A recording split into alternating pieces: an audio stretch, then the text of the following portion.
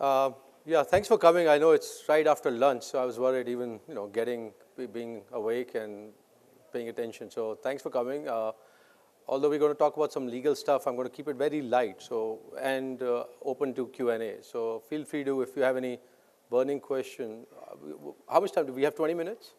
Yeah, so I have 3 slides, so I'll go fast on that, the details about the specifics, and happy to do a very interactive sort of session. So if you have any questions, feel free to jump in. If you have any comments, if you want to challenge me on what I'm saying, feel free to do that as well. So I look forward to that.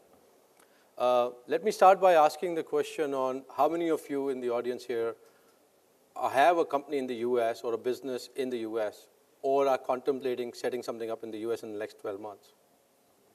Oh, good, good. Just want to make sure you're in the right session. What about the others? Why are you here? You don't have to answer that. Other regions? Sure, sure. And a lot of what we discussed will apply. And hopefully, by the end of the 20 minutes, I would have convinced you to come to the US instead of other regions. And I'm happy to take questions on why Singapore, for example, and why not US, for example. And let me start by that. I really believe that if you're a technology startup company, you need to be in the US, in Silicon Valley, right? With the Delaware structure, and we'll talk about the legalese, but because your customers are likely to be global, they're likely to look at you as if you're looking to project yourself as a global company, you need to start structuring yourself, thinking of yourself, operating as a global company. And all those global companies, the successful ones at least, are Delaware corporations. Unless you're an India-focused business, right? If I give a very stupid example, but if you're Shadi.com, maybe not go to Delaware, right? It's a very local play. But other than that, there's no reason for you to be outside India but not be in the US or in any other jurisdiction, right? But we can talk about the specifics of that as well. And one of the things I also hear, and I was here yesterday, and sort of a underlying theme of the discussion has been, especially for SaaS companies, founders sitting in Chennai, Bangalore, looking to sell to customers across the world. One of the things they keep saying is, it's very difficult. Our advisors said there's a lot of tax complications. Indian laws don't allow it. That's all bullcrap completely. We work with hundreds of companies, structured them as US corporations, with the founders still sitting here. Operations, nothing has changed from an operational perspective, right? So you can easily do that if you're working with the right people. And also, generally speaking, I tend to give legal advice, but also just business advice, or as a founder, as you build your startup, you want to follow people who've done things successfully, right? Not just take advice from people because they read it on the internet or they think it this way. Challenge them, right? Ask them on why they're giving the advice, whether there's a good example, a successful company that they've done, and follow that. And don't even listen to me. Don't go to Google. Look at people, founders who've done things successfully, and those are the people you should follow. And generally speaking, they'll tell you, A, that you should be a Delaware company and in order to become a global business, technology business, and B, it's not complicated. There's a fine way of doing it, and we'll talk about that, which is why I'm here, but it's not complicated, right? So I'm going to start the presentation, but does anyone else have any quick comment or question on any of this? Okay. Yeah, so this is the one slide. Because I only have 20 minutes, I can go on. There's lots of, obviously, sub-level issues that we will need to discuss, and I would typically do it one-on-one depending on your specific cases and how complicated your structure might be currently. But this is the one slide that I like to show, and if you walk away just thinking about this model, then I would have achieved my purpose of being here, which is this should be the end goal of how your company is structured such that you can be a global business. And again, as I mentioned, you can get to this without moving a needle, in that you can still be sitting here in Bangalore or wherever else you've come in from and get to a global company as long as you get this structure in place. I guess there's a laser, so I can even point to. There you go. Yeah. So this is I don't need to have a laser for this. There's a big box in the middle. That's where your company is. So the way we would do it is incorporate a brand new company, a nice, clean Delaware company. It takes 1 day, $350 to incorporate, so pretty easy, straightforward. incorporate a company. That company in turn would incorporate a subsidiary in India, a 100% owned subsidiary, and then they would enter into a service agreement so that all the work done in India is assigned to that US company. The goal is to really get to a US company that owns the IP, such that that US company can enter into contracts with customers in US, Europe, across the world. Once you do that, then the customers that are transacting business with the Delaware company, to them it doesn't matter that you are sitting in Bangalore, right? They're working with a Delaware company just like they would work with Apple, Google, Facebook, whoever else.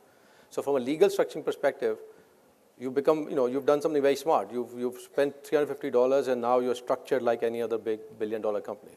So that's how easy it is to get to that, the basics, setup. Obviously, there's, as I said, there's additional underlying sort of issues, and depending on what you've done in India already, how complicated that becomes. But incorporating a company in Delaware is fairly straightforward. That Delaware incorporates a company in India. Employees, including, so as I have a box at the right-hand bottom, you guys sitting as founders, you would be employed in Bangalore with the India Private Limited company. So you would have, nothing changes in that, right? If you have an India company or a US company that owns the India company, you're still sitting in Bangalore, your team is sitting in Bangalore, employed by the Bangalore-based India Private Limited. All the work you do as employees of the company that you're getting paid for will be assigned to this India company. So all the IP is flowing in as part of your employment into the India company. The India company, in turn, because of the service agreement, will have assigned that IP back to the US. So again, to reiterate, right, you've got a US company with all IP sitting in US without doing a whole lot other than creating a legal entity and then making sure all the IP is now assigned and owned by the US company. That US company will, in turn, raise seed financing, right? So including from investors in India.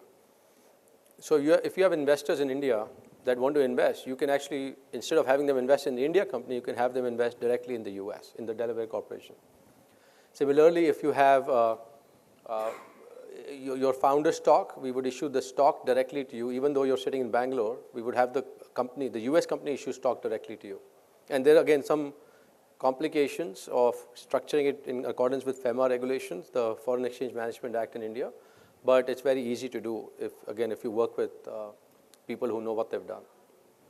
So that's the sort of end goal, right? Having a US Delaware parent company, all your IP is structured in there, your founder stock is structured there, your seed investors are there, and we'll have a global option plan that will be structured in the US company so that your employee sitting in Bangalore can also get options in the US company. So you're setting up the Delaware company so that that looks, walks, smells, talks like any other Delaware company. There's really no difference from a customer's perspective. What that will also allow you to do is then go in front of global investors, right? Investors in Silicon Valley, in most cases, will not invest in a company that's not a typical Delaware corporation. Don't ask me why, it's just the nature of them. I mean, they're also not comfortable, right? I mean, the legal structure in India, the tax, dealing with the day-to-day business operations, tax in India, it's very complicated. It's sitting in California.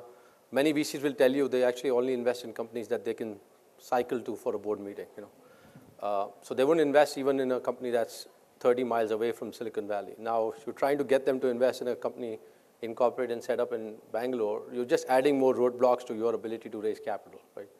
And again, to reiterate, you can get over that roadblock by a very simple structure, presenting them a Delaware company that they can invest. And in their mind, you're like any other Delaware company they're investing.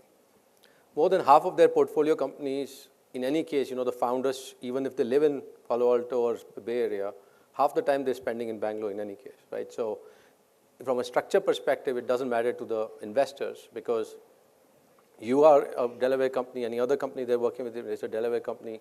Founders in Silicon Valley are spending half the time there.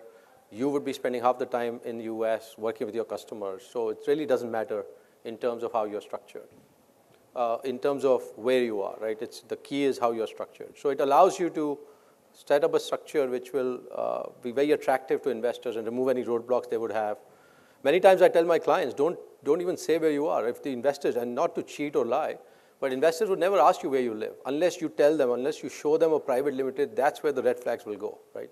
If you say we're a Delaware company and our operating team is in Bangalore, that's not an issue because your IP they know is here and the customer contracts are directly in US. Because from an investor's perspective, right, the most important thing is exit, right? When they're putting money from day one, they're looking at how you'll exit and what level. And if you're a Delaware company that allows you to exit like any other Delaware company, sell to Google from US, and that's what they want, right? If you tell them that you're in Bangalore and Google's going to buy the India Private Limited, that's not going to happen.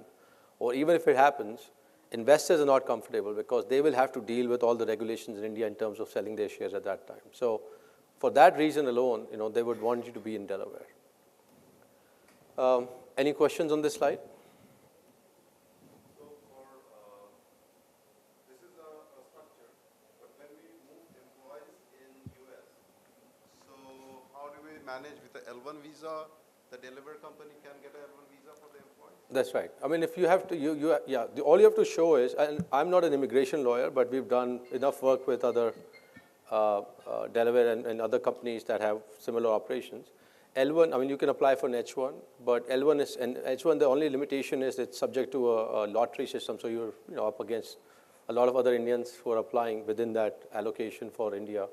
But L1 is certainly a very, very prominent way of doing it. All you have to show is that there's a US company that has an affiliation with the India company, and the US company has enough funds to justify and be able to pay for your services. So as long as you can establish the basics of that, L1 is not subject to a lottery, right? As long as your application is complete, you are able to justify that, you're very likely to get the L1s.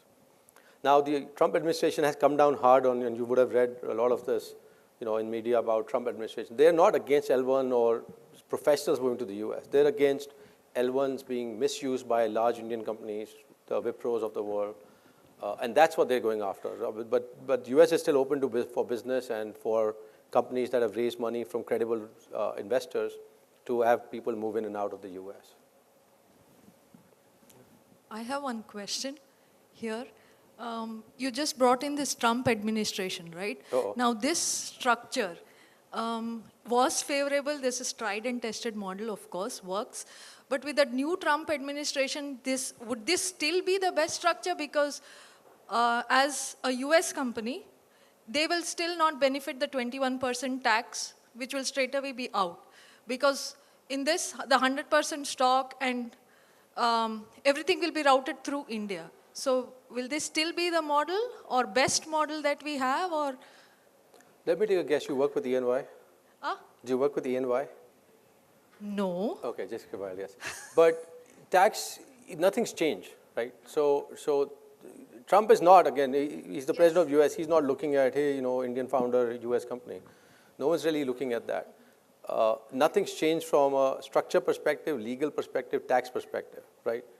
They are US investors investing in a US company, right, which has operations or development team in India. That's what happened 2 years ago before Trump. That's what happening currently. That's going to continue to happen in the future. So none of that changes, right? The only thing I think what you're alluding to on the tax side is the US companies actually only pay 8 to 10% tax in the US now under the new code for foreign source income. Yes. So the question is whether the US company revenue from India or outside US would qualify, and it should qualify for any income that they can. But again, we are structuring the revenues to be coming into the US, right? So they will be subject to tax in the US under the current tax regime. So in that case, how isn't LLP a better option, having a private limited company for startups at least? In India, you mean, or in the US? Yes, in India.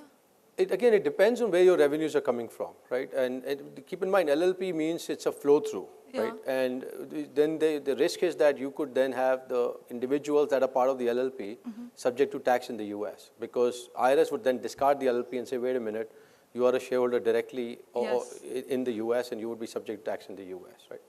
And that's a unique India structure issue, right? Whether you do a private limited in India or LLP, depending on, again, where you expect your income to come from.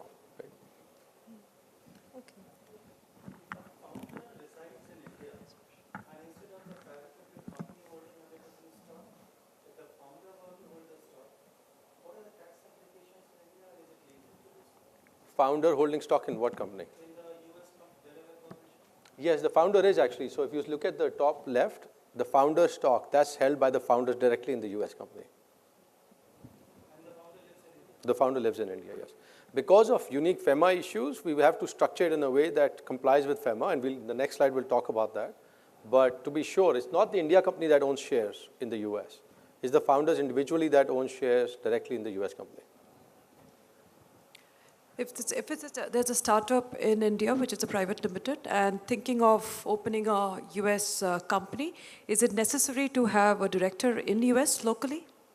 No, but again, if you're an Indian company looking to set up a subsidiary in the US, the question is whether that's the right structure, right? No. So if you open it in, we are already opened in India.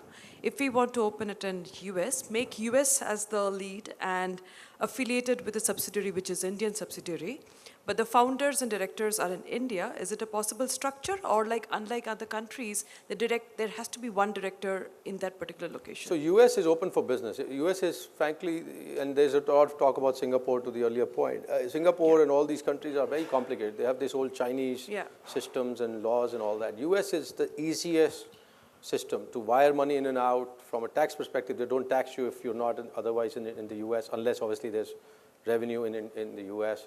There's no requirement for you to be in US, resident or living or even touching US. You could be sitting here and open a Delaware company.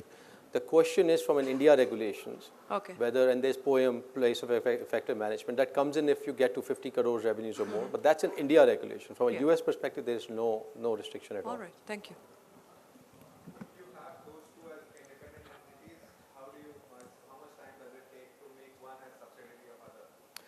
Yeah, we deal with that a lot, right? And which is one of the reasons I come and talk about this is because I want to catch you before you've screwed up, right? Because it's very complicated, especially if you raise money in the India company, right? If you haven't raised money, then it's easy enough. If we can show that the value of the India company is still very low, then we would have the current shareholders of the India company sell the shares at that value directly to the US company, right? And that's fairly straightforward. And you want to do that early enough before the revenues or patents or customers or investments in the India company. Yeah. One more question. Does this apply as like a best practice which you have shown, right? So does this apply to only product companies or does this work for B2B services companies as well? Yeah, no, that's a very good question. I thought, and the lady before you, I thought that was a question she was asking. But that's absolutely, and this is not for everyone, right? This is, I should clarify, this is for product companies that are looking for their customers being outside India, right, and mostly in the US and other jurisdictions. Okay. For services companies, it depends, right? It depends on what you're looking to do. You could also have a subsidiary of the India company in US, and that's entering into contracts. It's sort of a subcontract or reseller. If you're just reselling your license or your services, you could have an India company or a US company that's a subsidiary and that sells.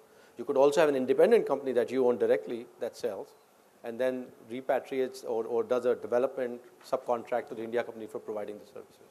So this is mostly for product. Sure, so maybe I'll meet you separately to discuss that issue. Sure. Thank you. Absolutely. Sorry? Yes? No, well, so that's why, and we'll go to the next slide, it does not affect round tripping if you structure it carefully, right, in the sense that no money should come from India into the US company, right? So again, for everyone's benefit, to the extent you haven't run into this, your local advisors haven't scared you already, there's round tripping, there's this dragon that will come and bite you. Basically, round tripping is an Indian regulation that prohibits a company or individuals from India investing in a non-India company with which has a subsidiary in India. And the basics of that is that, a lot of Hawala transactions have happened where people would set up a company in US, invest their black money into US. The US would then set up a subsidiary and invest back, so that black would get converted into white money by this investment from the US to India. Now, obviously, none of you are doing it, but you could get caught. And if you get caught, income tax authorities will treat you just like they treat Advani. Well, they'll treat him well, they'll treat you worse. So you have to be careful. You don't want to be treated or in the same category as Advani because he'll get away, you will not, right? So, and you'll be in jail or spend a lot of your time dealing with lawyers, and you don't want to do that. So if but let me just complete that, right? So that's the issue. But the way we solve that problem is by making sure that no amount of money is coming from India into the US to buy the shares, right? The shares are the company set up from non-India funds, and any investment that comes in from India to US is used for non-India purposes, and investors from outside India, VCs, others that are investing in the US, those investments come into India. So there's no cycle of the circle being completed. Sorry?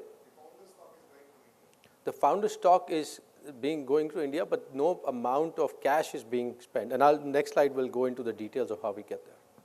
So let's say we have a few customers who are Indian customers who have a problem entering into contract with the Delaware Corp. Can the Delaware Corp sell a reseller license to the Indian Yes. Limited to Yes. sell?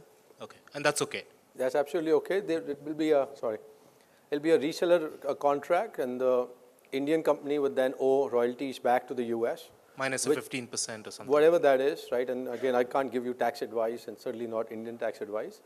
But typically, it's a book entry because US company also owes India company for the services. So you would be, in most cases, be able to write off large part of that. Okay. But that is how you would do it. Now, the goal should be to move as much as possible of your contracts and revenues to the US. But if you have customers in India, let's say a bank or a government agency that cannot do business with a non-India business, then you can structure it as a reseller license or a license to sell in India. Any other questions on this slide on the overall structure? Oops. Oh, I have it reversed. So this is the answer. What we do is typically, in order to get around the round tripping, we would have someone in the US, a non-Indian resident, and it doesn't have to be in the US. It has to be someone outside India that would buy the shares on behalf of the Indian founders, right? And it's really less than $100 because when we set up the Delaware company, and IRS supports that, and it's been vetted through audits of Facebook and all these other large companies. But when you start a company, you can buy your 100% shares for less than $100. So one of your relatives would buy the shares, or a nominee would buy the shares, and then transfer those shares onto the Indian residents as a gift. So the trick here is no FEMA is implicated.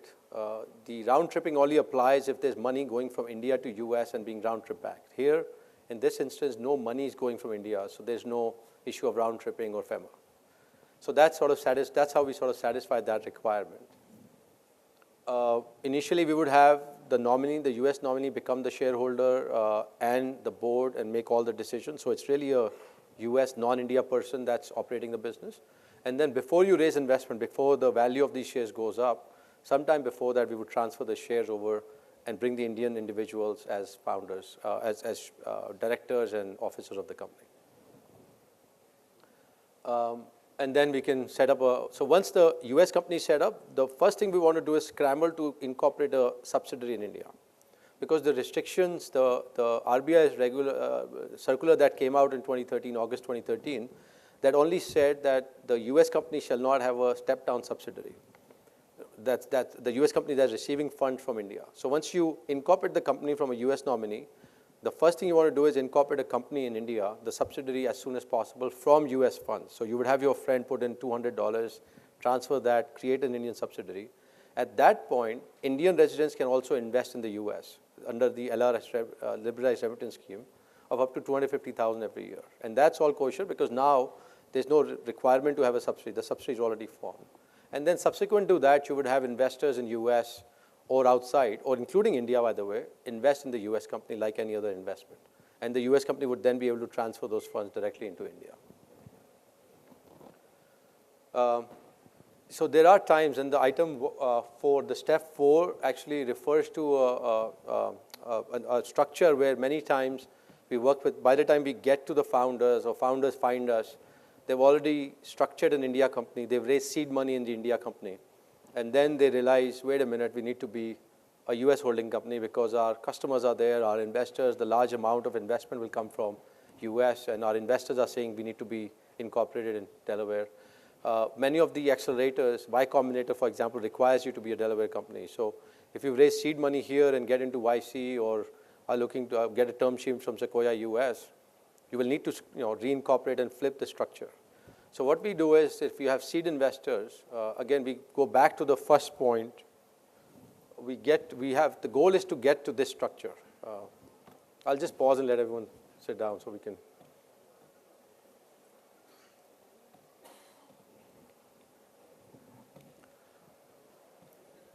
10, 9.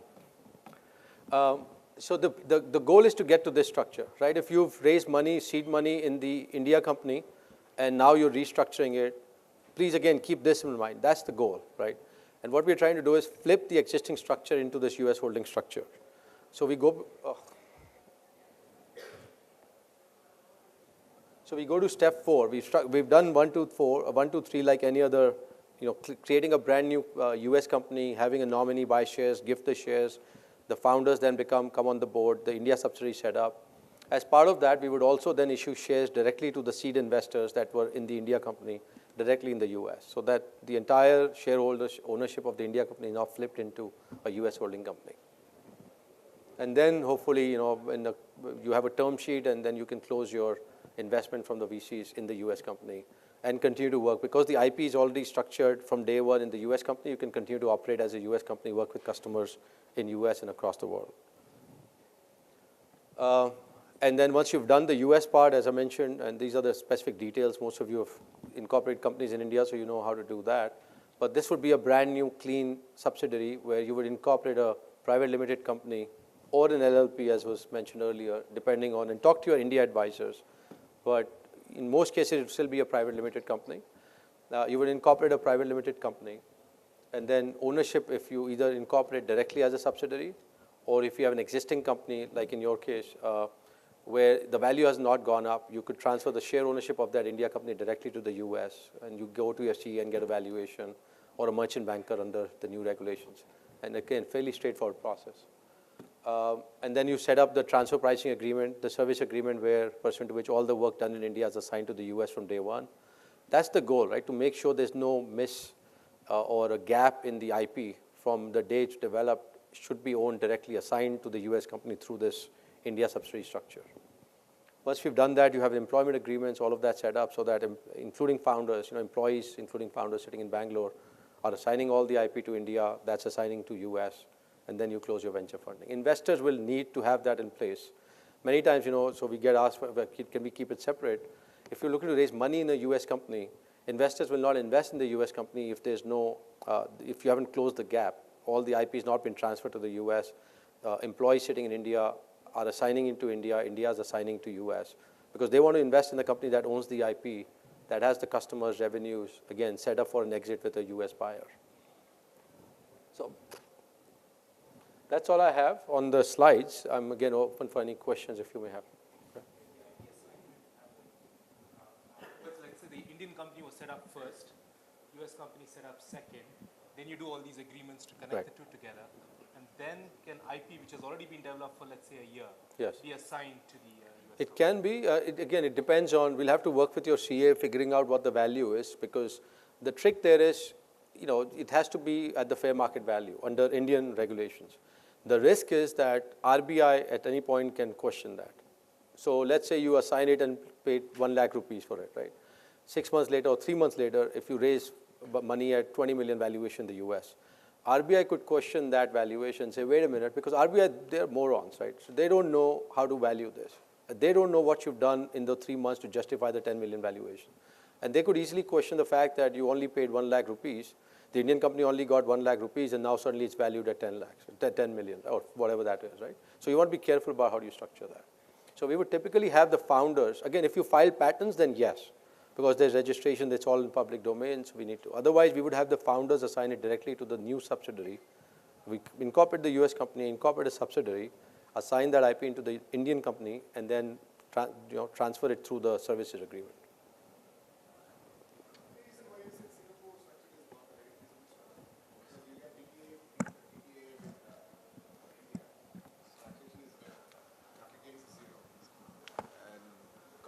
Corporate tax is also very low. So any reason, any other legal context? Yes, because everything you said is not true. It's wrong. If you're sitting in India, you're not getting zero capital gains. Otherwise, I'm sorry to bring Ambani again. Ambani would be 0% taxes. He would incorporate Reliance in Singapore and never have to pay taxes, right?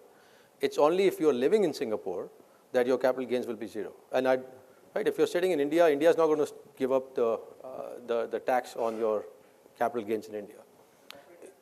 Corporate tax is lower than India or US, but you need to have income and have a business to become a corporate tax. And the example I give is when Google started, Facebook started, Apple started, Uber started, keep going, started, they all knew this, right? They all had the option of setting up in Singapore. It's completely different. They're all Delaware corporations. All the investments, if you have to buy shares in Uber today, well, Uber's not public, but all the other public companies, you're buying shares in a Delaware company, not an Irish company. I'll talk about the Ireland structure separately and what they do there, but they're all Delaware companies, even though they had pretty smart lawyers and tax advisors and who said, wait a minute, you know.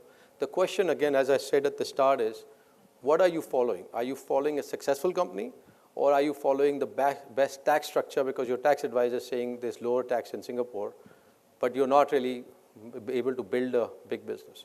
We have some companies, clients of ours that are forced to be in Singapore.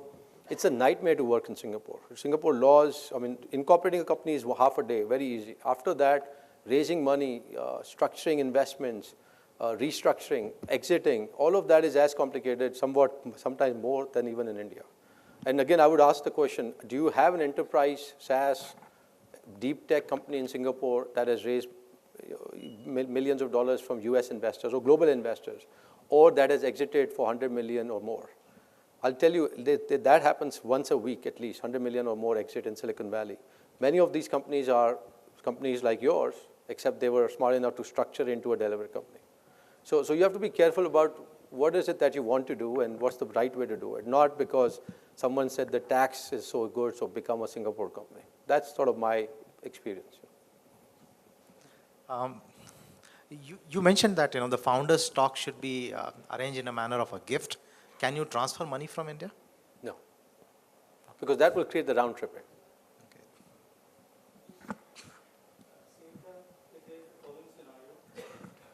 Following scenario, the company is floated already by co-founders in India, and then one of the co-founders floats another company in Delaware. All the sale proceeds, if they keep coming to Delaware, and the Indian company only receives development charges. Does POEM come into play, or what happens? No, POEM doesn't come into play until you have 50 crores or higher in revenues, right? Now India has clarified that regulation. But once you meet that threshold, then it's an analysis of where the place of effective management is. If you have one founder that's moved to the US. No, the founder hasn't moved to the US. Supposing the founder stays here only. If both founders are sitting here, right, and you don't have senior management, you haven't raised money, let's say investors on the board of US, then, and you've got beyond 50 crores in revenues, then there's a high risk of POEM, absolutely. But again, before you get there, especially for enterprise investments, in order to get to 50 crores, you would have raised some money, very likely from US investors. They would require you to come to the US, at least one founder to be there, right? I mean, how could you be selling to US enterprise customers from here? That's the only sort of limitation, not from a legal perspective, from a business perspective, that you have to keep in mind. Right. Thanks. Yeah. Oh, well, I guess I answered. Well, there's one more. Are we done with time? Okay. So last question then. Okay.